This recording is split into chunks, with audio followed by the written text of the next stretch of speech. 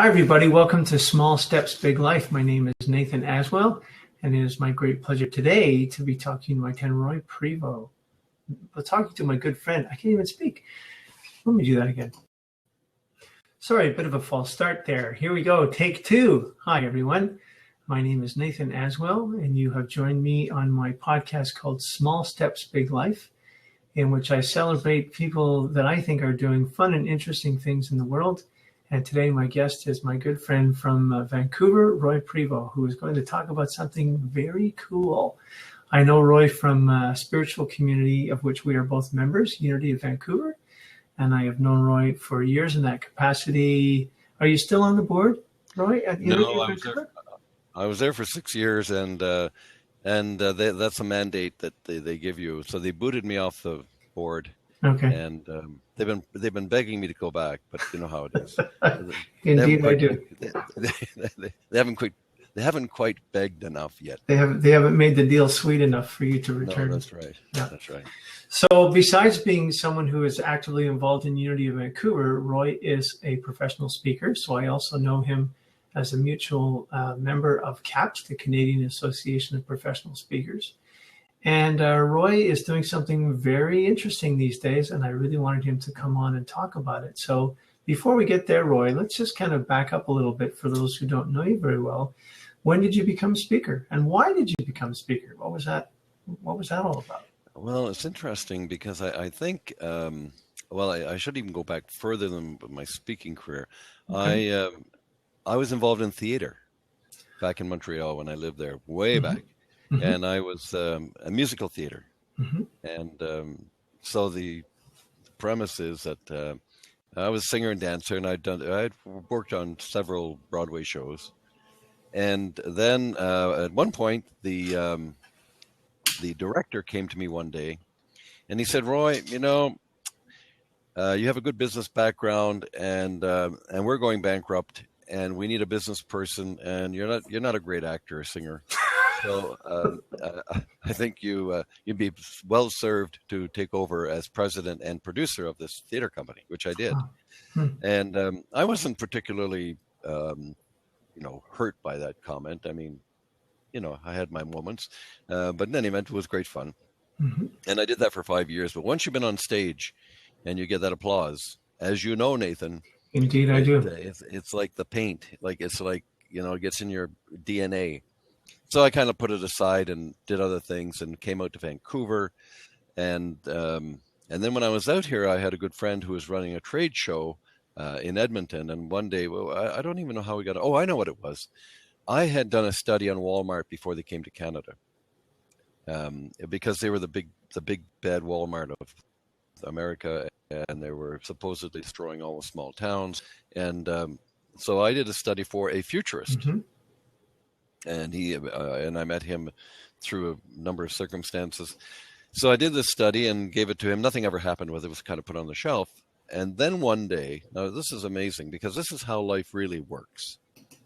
You're kind of bopping along, and I had several companies that I worked. I'm a serial entrepreneur, so I had a few companies that some work better than others. And I'm sitting in Tim Hortons one day having coffee. In walks his friend, retired policeman. We got talking. He says, "What are you going to do with the rest of your life?" Or usually it's, "What are you going to do when you grow up?" But so he says to me, I said, "Well, I'd love to speak and I'd love to get out into that arena, but I'm having issues trying to get that thing operating." So we got talking about Walmart coming to Canada, and he said, Fort St. John are getting a Walmart, and they're going crazy up there because the merchants don't really know what to do. He said, "Why don't you call them and offer your services?" And I thought, okay, fine. So I went home, I phoned them up, the Chamber of Commerce, and they said, "Yes, that's what we need. Can you come up here?" And I said, "Yeah, sure, why not?" So I, put my presentation together, and in a very anxious way, because I figured, are they going to listen to me at all? And I went up there, and I spent 2.5 hours telling them how the evil Walmart was. Which is not really what they wanted to hear, because they all came up and said, "By the way, we don't care about Walmart. We just want to know how to compete with Walmart." So I did change the presentation. But that little event got me into the network of chambers across Canada. And when and they were, it was well accepted. And whenever a new Walmart was going into a town, I was one of the go-to people who would actually go and do that. So for 5 years, I went to about 320 plus communities across Canada, doing a workshop for these people. And that abruptly ended when Walmart no longer opened new stores. And then I kind of evolved that into customer service, and then and a number of other things. And now I teach core values in customer service. I go into larger retail outlets and teach them how to identify their core values and then how to work that into their system. And plus the project that you and I are going to talk about. Yeah. So I always think about the 4 steps in my talk: small steps, big life. And the first one is start from where you are, and inevitably there's a turning point in the journey where something happens. And so for me, you said that very clearly, the experience in the theater company where, you were very, very firmly told, your services could be used elsewhere, which other people could have, taken and been hurt by or whatever, or said no to, and you said yes to. And in the process, it just started this whole other universe. Well, and it opened a whole other universe. And furthermore, I was, very emotionally attached to that theater company. I didn't want to see them go bankrupt. So it was not a complicated choice for me. Let me put it that way. Right. Okay. So the next question I want to ask you, Roy, before we get into the meat of where we're going is, inevitably, second thing that I usually get people to talk about is asking for help. None of us get to where we are without other people to guide us, mentor us, whatever. Who have been people on your journey as a speaker that have supported you, helped you, guided you, encouraged you? There's been so many of them, really. I'm going to take a sip of water. And by the way, I have a cold, so if I start to cough uncontrollably, please forgive me. Just give me a second. Yes, sir. So who helped me? Golly, they're just, I live in a perpetual state of gratitude. Let's put that out there right there. So there are so many people who've kind of come to my, who've offered me advice. That particular retired RCMP is still a friend to this day. And I always, kid him and say, you're the one who started my speaking career in the whole Walmart era.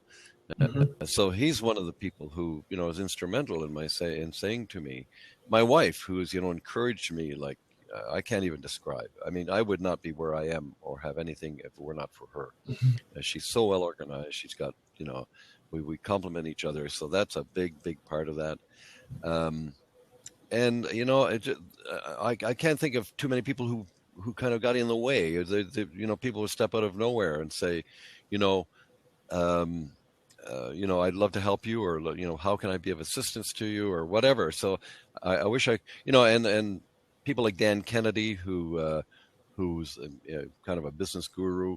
I've studied a lot of his material. So there's people who are living and who've passed on, who their kind of knowledge and patience and whatever has helped me along the way. I wish I could be more specific about people, but I'm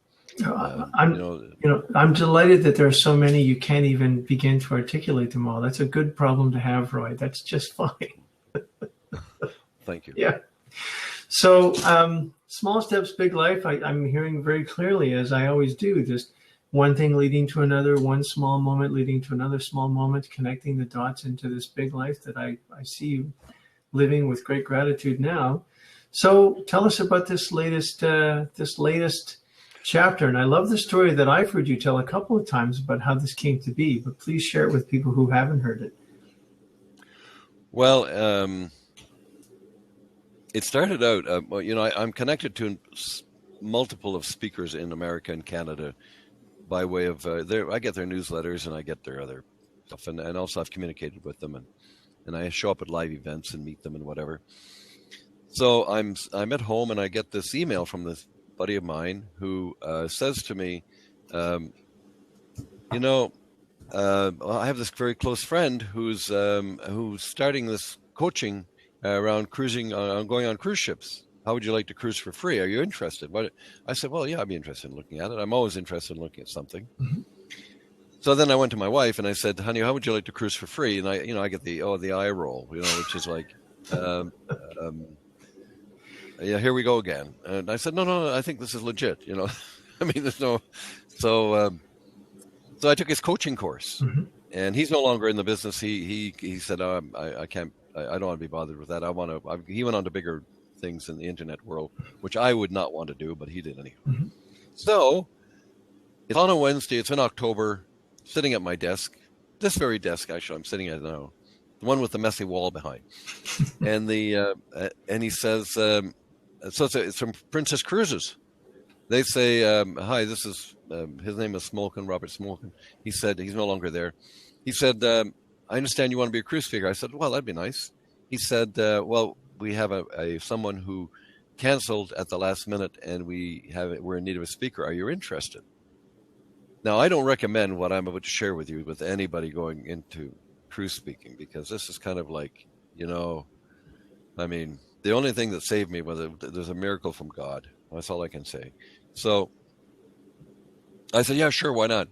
He said, great. He said, you're going to be going from New York to St. John, New Brunswick, back to back. That's a week in, week in. It just happened that at that particular time, I was not busy. I had 2 weeks. I had a few things I had to clean up, but what I didn't ask him at the time is, when do you want this? And he just kind of gave me the information. He says, oh, by the way, it's this Sunday, and you have to fly into New York Friday night. Now this is Wednesday, and he said, we want you to talk about the mansions of Newport, Rhode Island, and the Halifax explosion. First, I didn't even know there were mansions on Rhode Island, and I had heard in some conversation back when I was a kid or something about Halifax explosion, but it never registered. So I said, yeah, okay, no problem. Hung up the phone, and I just panicked. I said, oh my God, what did I do? Because with these cruise lines, you get one kick at the can, and if you screw it up, then they don't ask you to come back again. Right. So I hung up the phone, and I said, oh my God, I'm done for. So I phoned Sarah at work, and I said, look, I've got good news and bad news. The good news is, we've got a cruise with Princess, and she couldn't come the first week. She came with me the second week. And I said, they've asked for presentations, and one is on the mansions of Newport, Rhode Island. What are these mansions? And secondly, the Halifax explosion.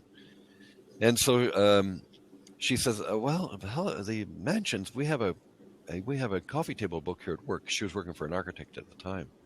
And got a coffee table book. Why don't I bring that home? And maybe we could photo some pictures. Now, back then, I didn't, Photoshop and all that type of stuff. I didn't know anything about that. So I said, yeah, great. Bring it home as quickly as you can get here. So she comes home about 6 o'clock, and I get this book, and it's quite fabulous. I open up the first page, and there it is, put together by the Newport, Rhode Island Historical Society. I figured, bingo, I'm going to phone them tomorrow morning. So Thursday morning, 5:30, I'm on the phone. Do you have a video, a DVD of the mansions? Oh yes, we have that. I said, cool. That's what I want.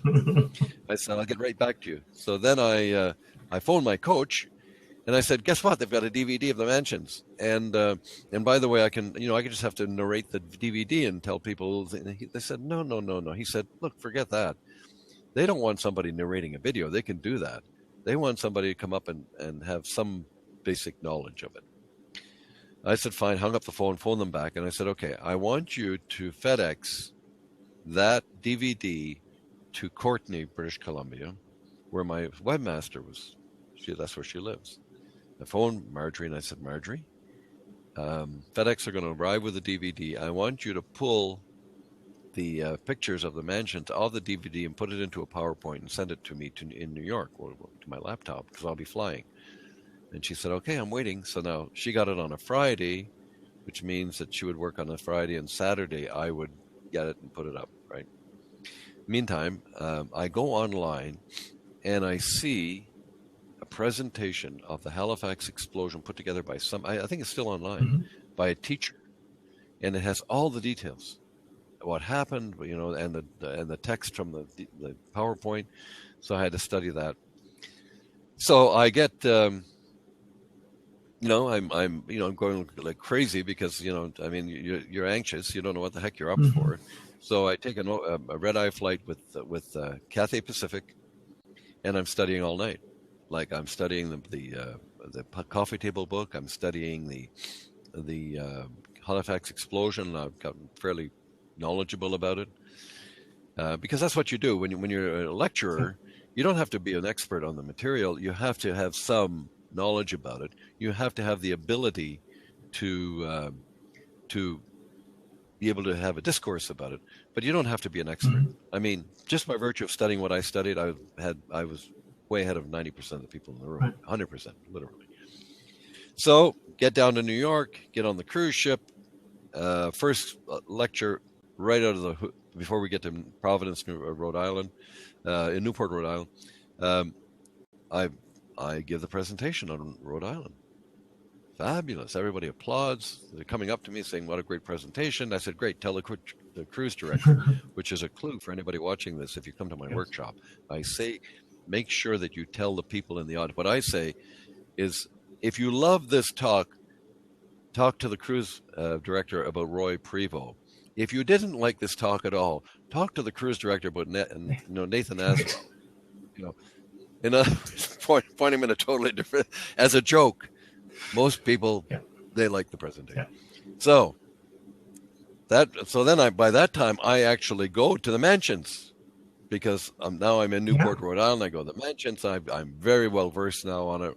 So the second trip around, I had no problem. I still have the presentation. Now, third day in, Halifax explosion. So I get up there. The first thing you say is, look, at the end, please don't ask any questions now, but at the end, if you have any questions, feel free. So I'm up there and I'm yakking away and showing the slides and giving them, because by now I've immersed myself in it. And as I'm speaking, about 5 minutes to go, two women walk in and sit in the very front row. And I see them, and it's great. And I'm chatting away. And at the end, I say, are there any questions? One of the women raises her hand. The first thing a speaker says, oh my God, I probably misquoted something, or I said something wrong. You know how you're the gremlin on your shoulder, So I said, yes, ma'am. What's your question? And she stood up and she said, my grandmother was in a house overlooking the harbor when that explosion happened. And it wiped out the entire front of Halifax. I mean, it was like one of the worst explosions even to date. And she said she was blown out into the street. The house was totally destroyed. My grandfather was working in a foundry and nearby, but the foundry has these huge, thick walls. So there really is no challenge with that. I mean, the explosion didn't destroy the foundry. But of course, with all the process and things going on, and the chaos, I can't even imagine what it was like. He comes out of there, and now he's heading for home to find his wife.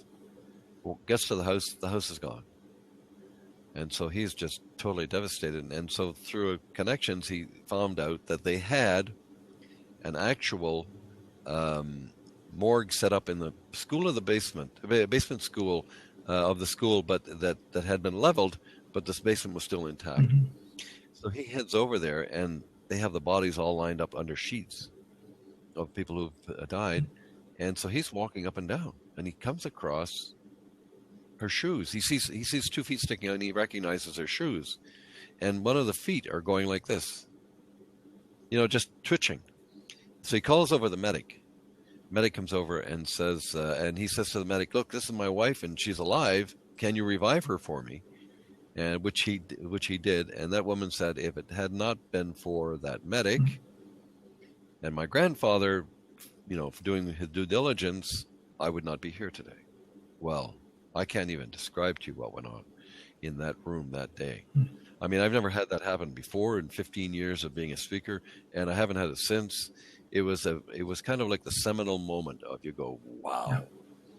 And people were coming up and hugging her, and it was just a wonderful human kind of story to run to. So that was my very first experience as a cruise speaker.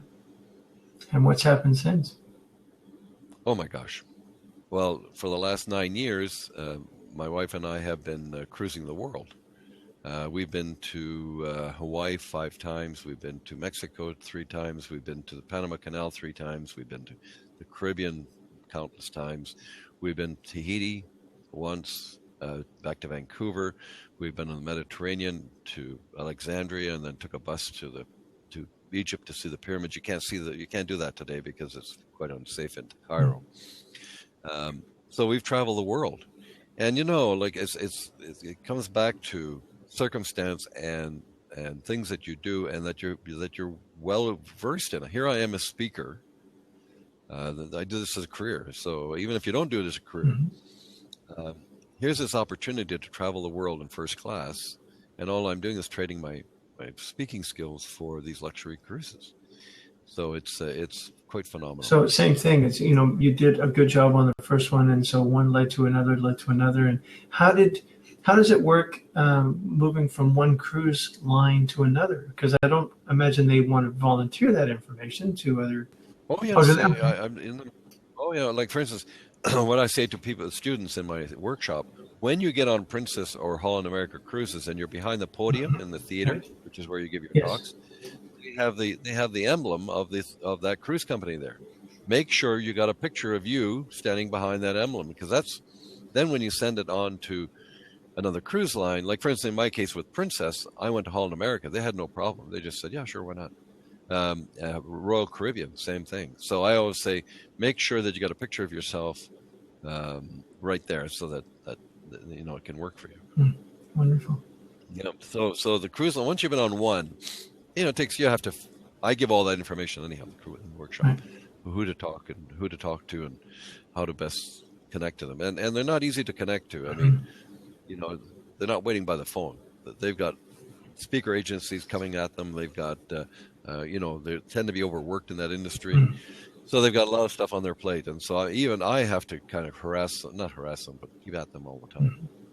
And so you and I have spoken about this several times, and the last time I saw you do a presentation, you and I are now both part of Toastmasters chapter in New Westminster, which is in the greater Vancouver area.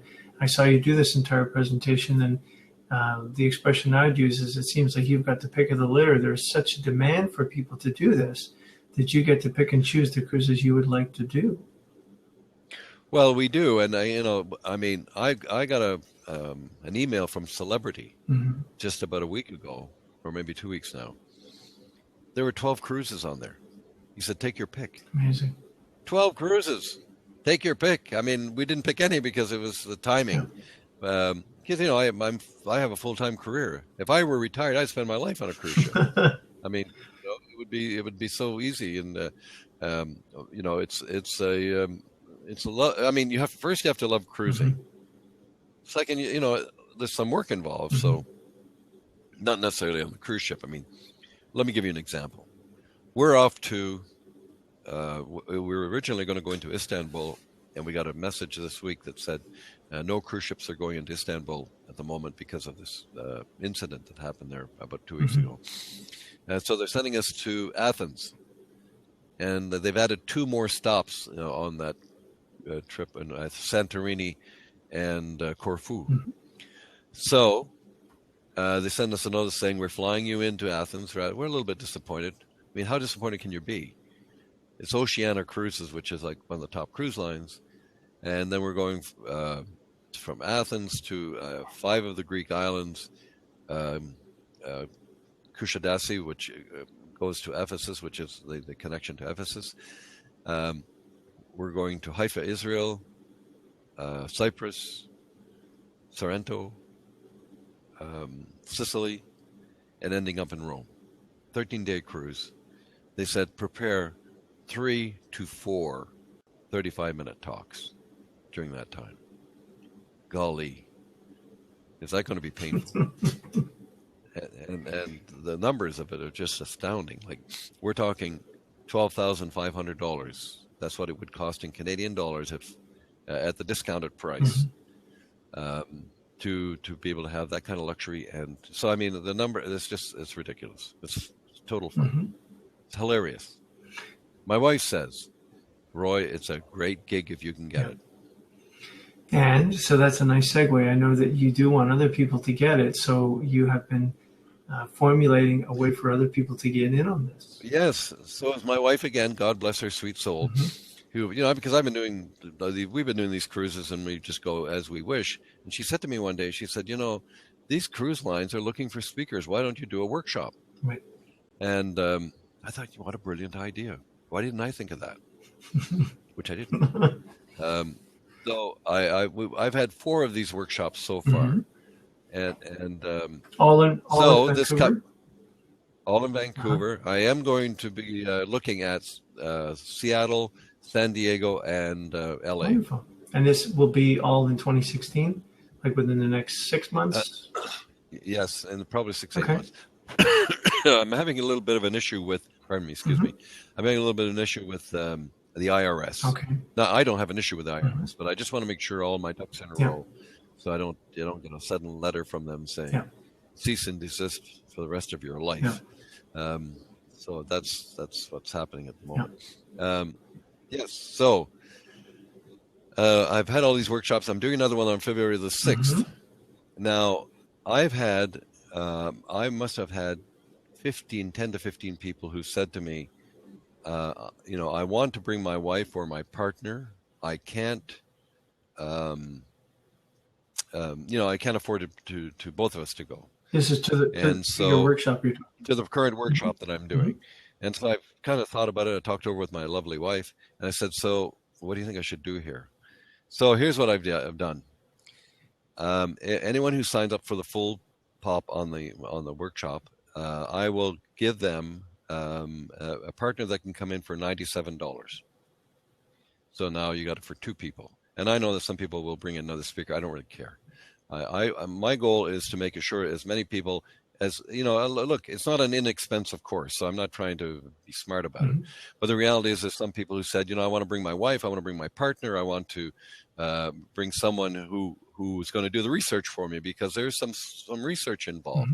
So Sarah does a whole thing in the workshop on the research, which she loves to do.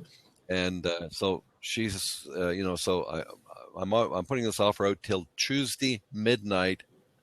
The midnight hour it ends. Okay, this is February 6th now. That's for next Saturday. Yeah, but so anybody. Sorry, but just to be clear, your deadline is Tuesday night. You said, which is the 3rd. 3rd, whatever right? It is. Yeah. Yeah. Hold on a moment. I'll tell you. I'm sorry. Tuesday's the 2nd. The 2nd. So by midnight, February 2nd is your deal. That's right. Okay. And so anybody who wants to go find another speaker and say, let's both of us go. Now, there's a proviso. The caveat is the primary person who signs up, they're the ones who get the video. I'm not doing the video for both, but I'll do it for one person. And there you go. And I mean, I can't share enough about some of the the wonderful things and the people we've met, and it's just a great way to travel. If you like cruising. It shocks me how many people don't like cruising, whatever. But I mean, it is like, and there's an age group there that would love that kind of thing. I mean, people in their 20s are they're not interested in cruising. But it's lovely. I just want to come back and clarify a point that you made for those who will need clarification. When you say the video, I just wanted you to say it out loud for those who don't know. Part of your package is that you will create a video of people doing their pitch. Yes. Right? So here's how it works. During the workshop goes from 9 in the morning till about 2:30, and then I have a professional videographer who comes in with the lights and all of the mics and whatever. And then what we do is we collect the group together.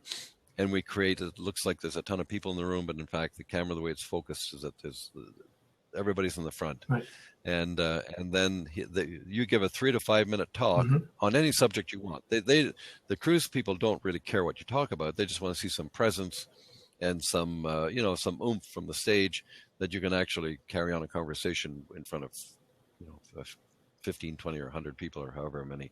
Once you've done one, you can do them all. So that's and that alone is worth the price of entry for sure. Mm-hmm. Excuse me while I have another sip of water here. While you're sipping, Roy, let me just ask you, coming back to the 4 steps in my talk. So the next one would be, being willing to stick with it or to persist. It sounds to me like this is an obvious question, but let me ask it anyway. What makes you continue to do this? The joy of travel, the people you're meeting? Are there other things? Well, no, I mean that all these. But here's what gets me. Mm-hmm. There are a ton of Toastmasters out there. Right. These people, look, I've seen them. They can rock the stage, okay? But they've never taken the next step of trying to sell their services into the marketplace. Right. They don't have to sell their services. Right. They just have to choose a cruise. Right. I think it's the most wonderful thing. And I want to share an experience that happened to me with Toastmasters. I had been, I was with Toastmasters originally many decades ago. Mm-hmm. In downtown Vancouver. In fact, it was the oldest club in Canada at that point in time, but it's gone now. Anyhow, I'd been in the club and I was traveling a lot with my other business. I wasn't speaking at the time. I had an agency in the gift industry.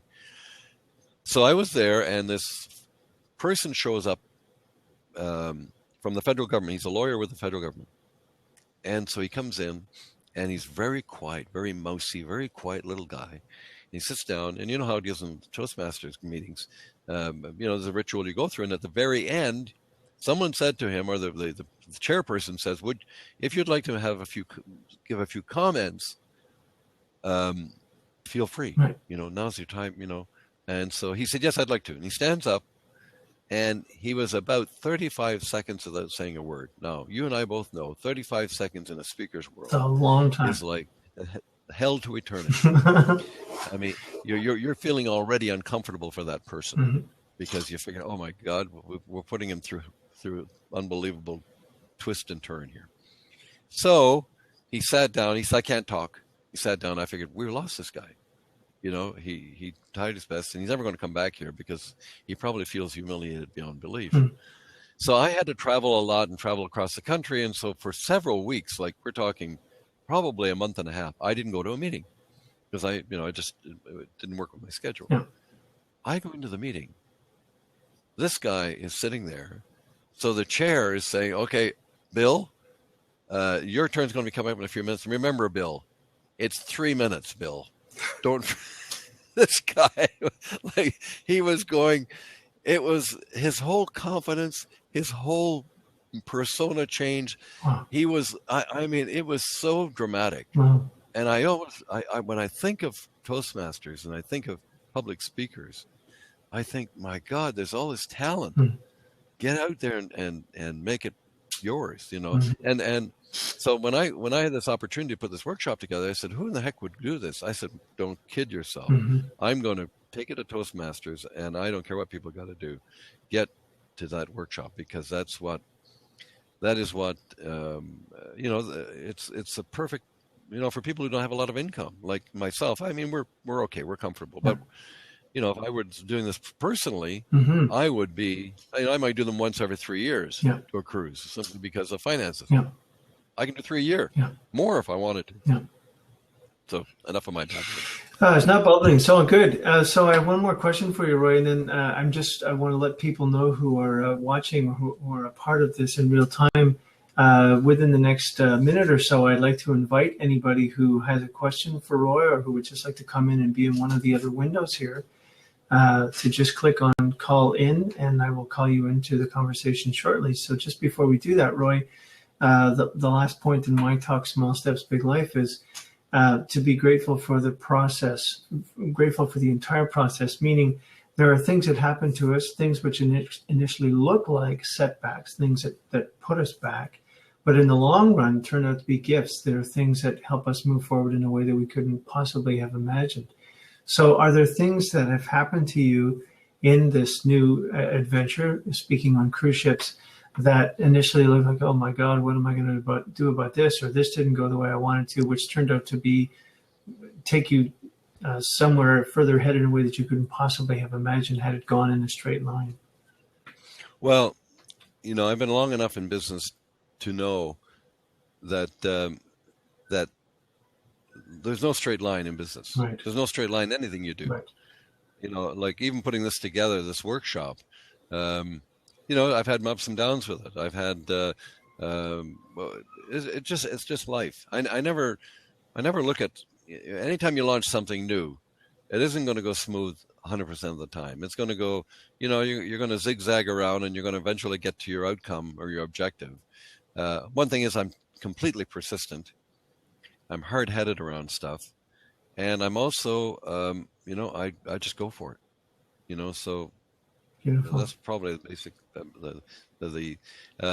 that's, I say that to everybody. Don't give up on the first go around. I mean, you know, you've heard the old saying, you know, you could be 2 inches from the finish line and you drop the ball. I should tell you a story about that. Can I get please. Time? Yeah, of course you do. I wrote a book Mm-hmm. called Turbocharge Your Retail Business. Mm-hmm. Okay. I want to walk you through the stages of this. Mm-hmm. Okay. It took me 5 years to write this book. I could have done it in 6 months. Okay. Mm-hmm. Now, here's how it starts. You tell your friends, I'm writing a book. Oh, wow. Isn't that cool? Pat you on the back and say, yeah, cool, Roy. That's such a good idea. You'll be the first author in our group, blah, blah, blah, blah, blah. That's fine. 6 months later, they say, how's the book? Well, it's coming along. Because what you do is you write a little bit of the book and then you put it on the shelf behind you. And then you get busy and life gets in the way. And then 3 months later, you pull it off and say, geez, I should do a little bit more here. And then you spend a little bit of time doing it. And it's the usual stuff. So then 6 months go by and they say, how's it going? Going well. And when's the book going to be launched? Oh, any day now. And then it went on to the point where I was going to throw the thing in the garbage. Mm-hmm. Because I had gotten to the point where I was fed up with people talking about it and I did not finish it. And I felt like, I wouldn't say I felt like a failure, but I felt like I wasn't doing my best. Right. And then my wife says to me one day, she says, you're turning into a grouch. Finish the darn book now. So I finished it. I finished the last 10% in 3 weeks. Now, that 10% had sat there for 2 years. What I'm saying to people is this.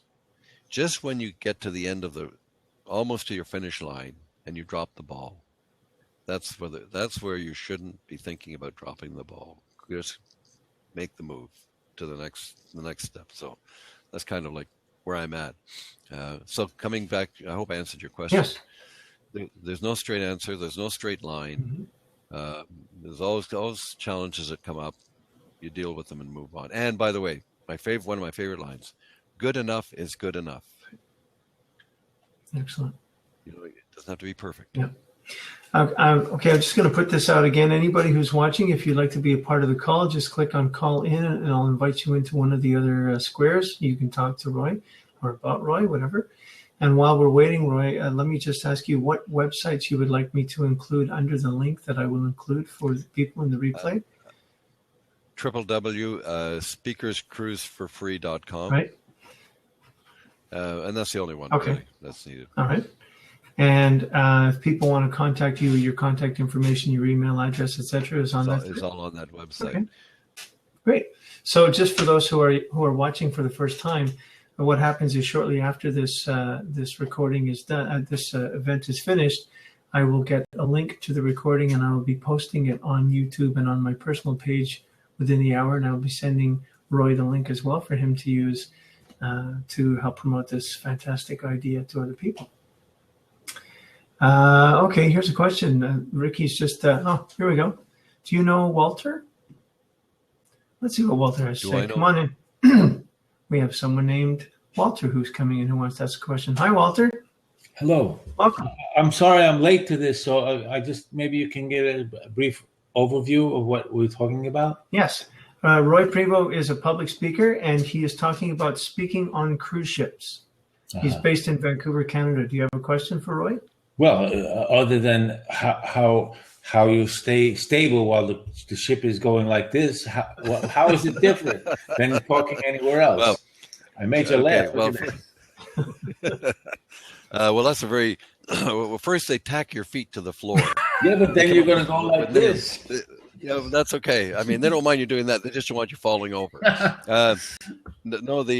Actually, I've had circumstances where on one occasion, actually, I actually got sick. Very rarely does it ever happen. I don't know what it is. Maybe it was because I was brought into the world of I was brought up on the bay in the Gaspé in Quebec on the water. So, but there was a couple of occasions. Now, to answer your question, if it gets too rough, they cancel everything. They cancel shows. They cancel speaking engagements.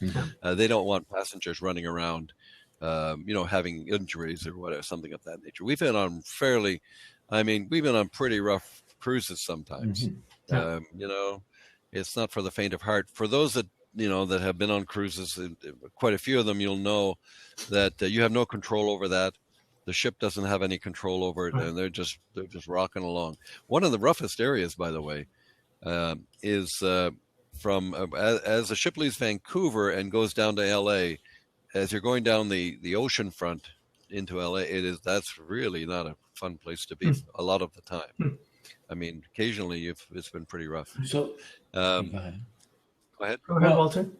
So now that you're on Blab, right, and you see this format, can you use this in some way when it's too rocky to maybe broadcast to the ship to stay off yourself stay on land or something like that? I'm not following. Then he wouldn't be able to enjoy. Then he wouldn't be able to enjoy the cruise, though. So what would be? Oh, you want to go on the cruise? I never wanted to go on a boat, so I'm thinking from my point of view. Well, there you go. Probably my workshop wouldn't work for you if you've never been on a boat or if you've never been on a cruise. No. For those that have, I mean, it's to me, it's like parking your bags once, putting them under the bed, never touching the bags, right, and then getting 5-star treatment. I mean, for the most part. I mean, look, everybody has have had challenges on some cruises, myself included. But I mean, nothing overly dramatic. So when hey Ricky, how are you? Thanks for your question, Walter. I want to give some attention to Ricky here, so I'm just going to pop you out of the conversation. Thanks, Walter. Hi, Ricky. Welcome. Hey, great to meet you, Nathan. And hey, Roy. Long time no see. It's less than 4 hours ago. Yeah, Nathan put on a great event last night and we had a lot of fun there. Yeah, I know, Nathan, you're from Vancouver, so if you're into travel, definitely recommend coming out to YVR Travelers. It's bi-weekly in Vancouver. Mm-hmm. Tell me more about it. Oh, just go to, I know there might be people watching who are not from Vancouver, but I know there are people from Vancouver. I think Suzanne was on here, and anyone who's Vancouver-based, it's just yvrtravelers.com, and our goal is to build community amongst people who love to travel. We have different guest speakers. So yesterday, someone spoke about travel hacking, which is basically using credit cards to get sign-up bonuses and air mile points, etc. And then we had someone else speak on transformative travel, basically volunteerism. And then Roy had a little part two. He shared a little bit about cruising, but we're going to invite him for a whole keynote speech in the future. Wonderful. And so you two have known each other for a while? No, we met at the VPN, right? Down the Vancouver Business VPN, I should say. Yeah. Vancouver's a small city, so we definitely cross paths, like Vancouver Business Network, KITS Business Leaders, and obviously connected online as well. Okay, cool. Hey, Roy, maybe you could share a little bit of the overview of the day. Like if you're doing a 9 till 3 event roughly, how does the day look like? What are the major topics you're going to cover throughout the day? Is it mostly education or networking? Maybe break it down a little bit. I think people would be interested. It's completely educational. So when you come in, we will walk you through how to put presentations together. That's one of the most important things. How to put a 35-minute presentation, what subject matter to use. My wife teaches that. I teach you the do's and don'ts on board the cruise ship, what they're looking for, how to present yourself, how to the right people to connect with on board. I walk through an itinerary of the entire from the moment you arrive at the cruise ship until such time as you get to your room and whatever goes on there. And that's important to know because sometimes you can lose track of that. Then I also present a 45-minute presentation on the history of cruising. And I specifically do that to show people the simplicity of the actual lectures and how the lectures actually unfold. So So I walk through it, and I give a lot of hints around how to connect to the audience, how to make the audience feel at home with you. I'll give you one right now. If you're going cruising from, let's say, San Diego or LA down to the Mexican, or even from Fort Lauderdale or Miami, and 95% of the attendees are American. So one of the first things I do, and I mean this sincerely, I don't do this because it's a ploy, but it's a great tool. I say to them, how many people here are veterans? Right. And so, 85% of the room raise their hands. I mean, most Americans have been in some war, whether Vietnam or Afghanistan or whatever, Iraq. And then I say, okay, I want everybody here in the room to applaud these people for the wonderful work that they've done. No matter what your political stripes are, these people took times out of their lives to serve their country. And I want to honor that because my dad was in the Second World War. Mm-hmm. And I say, he took the time out of his life to do that. Now, here's a couple of things that happened. I'm just going to take a sip of water here. Mm-hmm. Hold on a moment. Two things happen. The audience applaud these people, and they love it. Secondly, as they go out in the evening and they sit at their tables in dinner, and they say, that guy, that the Prevost guy who's a lecturer, he honors the veterans. All the veterans sitting at that table, where do you think they're going to show up the next morning? At my lecture.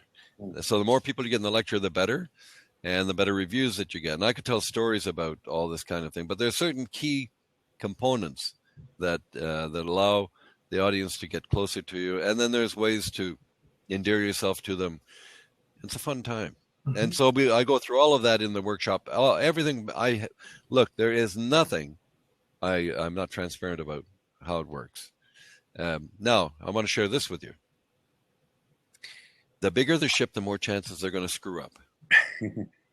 So let me share what happened to me, Sarah and I. And I tell this in the workshop. During Expo 86, we went down. Is it 86? Yeah. Olympics were in 86. Pardon me. 2010 Olympics. 2010 Olympics. We decided we weren't going to stay in town, so we were going to take a cruise. Big mistake. In retrospect, we would have stayed in town because it was such a fabulous time. So we get down to LA, board the Princess cruise ship. They say, you're not registered with us. They'd forgotten to register us from head office. We get there, the ship is completely full. They send us off to some room in the crew area that is bunk beds, smells of smoke. So I go to the cruise director and I say, look, my wife is of a certain age. Climbing up on the second bunk doesn't quite cut it for her. And they were quite, they just said, look, we're full. So I said, well, I understand, but, I'd like something better than that. Anyhow, they gave us an officer's suite, which is a wonderful suite. And but you got to ask for it, and you got to know that you have to be flexible, perpetually flexible with cruise lines. You're there to serve. Right. Sounds good. And normally, do you just get the cruise for free, or do you also get paid as well, or is it depends on the cruise line? What do they give you basically besides the cruise? You don't get paid. Okay. And some of the cruise lines pay your flight to the destination. For instance, if you're leaving from LA or if you're leaving from Florida, Holland America will pay flights. Celebrity pay flights. Oceania pay the flight of the speaker now, where they don't pay the partner, but of the speaker. I didn't. So I thought that was standard, Roy, that any of the cruise ships would pay for the flights. That's not the case. No, that's not the case. Okay. Not for all. Okay. Holland America, or rather, Princess and Royal Caribbean don't pay flights. And is there one cruise line that's better than the other in terms of what they offer you, but also in terms of easiness to get in if you've never ever done it before? In terms of speaking on cruises. I would say at the moment, Princess is pretty easy because they have a new person there. They all are super busy. They all have, they probably have 2 or 3 jobs that they're doing at the same time. So they don't, if you don't keep at them, you drop off the radar. Right. So you send their information. I tell you all how to do that in the workshop, and then I say call them every 2 weeks. Every 2 weeks you make a call and you say, just following up, sent my request in, blah blah blah, and then make sure that they, that I have gone literally a couple of months without them getting back to me. And all of a sudden, out of the blue, we're ready to go. Right. And so it depends on the cruise line, but generally they're okay. I mean, Oceania are wonderful. Right. And I guess geographic area, would it be better to target if we're from Vancouver, maybe the Alaska cruise lines or the Caribbean or Bahama ones? Because if we have to pay for the one flight, then as speakers, we can just cover that. It might be just a few $100s to fly to Florida and then take off in a cruise there, or would you target like Europe or like Oceania or the Mediterranean or something? Well, here's what I would recommend to people. I would recommend flying to Florida and then cruising back through the Panama Canal to San Diego or even Vancouver. So you have to choose a cruise, say, okay, it leaves from Florida and it comes right into Vancouver. Chances are that's usually a repositioning that they're going up to Alaska. So the repositioning goes from Vancouver, Alaska, back and forth all summer long. Mm-hmm. So when they bring the ships up, they tend to reposition them back up to Vancouver. And then we do a lot of cruising out of Vancouver because we live right on the SkyTrain. Mm-hmm. Pack our bags, we cross the little bridge, get on the SkyTrain, and we get down and get off at the Pan Pacific Hotel, and we're there. So we love that concept, and depends on what you want to do. So in a way, like Alaska would be the easiest one if we're here in Vancouver, and we know they take Canada Place there, so it's pretty. But yeah, absolutely, and hard thoughts on our part. And furthermore, but once you've done Alaska 3 or 4 times, you kind of want to look elsewhere and probably do other things, Right. So. It's very doable. Yeah, I've only done one cruise in my life, and that was our honeymoon to Alaska, and I definitely am hooked on cruising since then. So I'd love to keep doing it, and obviously, if I can speak on them, that'd be great too. And I'm also a Toastmaster, just like you guys too. So I have the skills of Toastmasters. I love cruising. So now I could just put the two pieces together, right? Well, come talk to me, Rick. Sounds like a plan. Thanks for answering my questions there. Not a problem. Great questions, Ricky. Thank you so much. Thanks. If there's anyone else who would like to come on in and ask Roy a question, please do so. Roy, you're a lot darker now than you were when we began. Do you have a lamp that you can put on very close to you? Oh, hold on a moment. Okay. Just give me a second. Yeah, while Roy's looking around, I'll just say this is Small Steps, Big Life, and we have a little bit of time left this afternoon. We are speaking to Roy Prevost, who is a public speaker, and in particular, Roy has created a new adventure for himself, and that is speaking on cruise ships. And so we've been speaking about that. And Roy's site is Speakers Cruise for Free. Is that right, Roy? Do I have that right? That's right. And I will be including that link to the replay of this show, which will be available within an hour of this being finished, which will be about an hour from now. So are there any other questions? If anybody would like to come in and ask Roy any questions, now would be a good time. Roy, is there anything that you've been thinking that you wanted to say that has come to mind in the last little while? No, just the offer that I made, Mm-hmm. and I'm not going to repeat it, but it's... go ahead and repeat it. There are some people that weren't here when you said it the first time. Okay. So as I mentioned earlier, I've had a number of people who said to me, I want to bring my wife, I want to bring my partner. We can't afford that amount of money. So I've decided that... anybody who signs up for the cruise workshop, that I will give the second person access for $97. Now, the caveat is this: they will not be part of the video process because I bring a videographer in for the principal people, and this deal ends Tuesday evening. February 2nd. February 2nd at midnight. Yeah. And the event is happening on Saturday. Right. So anyone who wants to, so you can go get another speaker, you can get a colleague, you can do whatever you want, and both of you can work out a deal to be part of this. But that's the offer, and love to see you there. So something that you've yet to mention, Roy, is what the cost is for the people who are coming and want to have the videographer and all the rest of it. The cost is $797 per person. Okay. So the other person gets it in for $97. Okay, $7.97 per person. That includes walking away with a video that's been made. With the video themselves, plus I introduce them to the cruise line when they're ready to go. Plus I have 3 coaching sessions that I'll be giving to everybody. Group coaching, but it'll help you with your titles and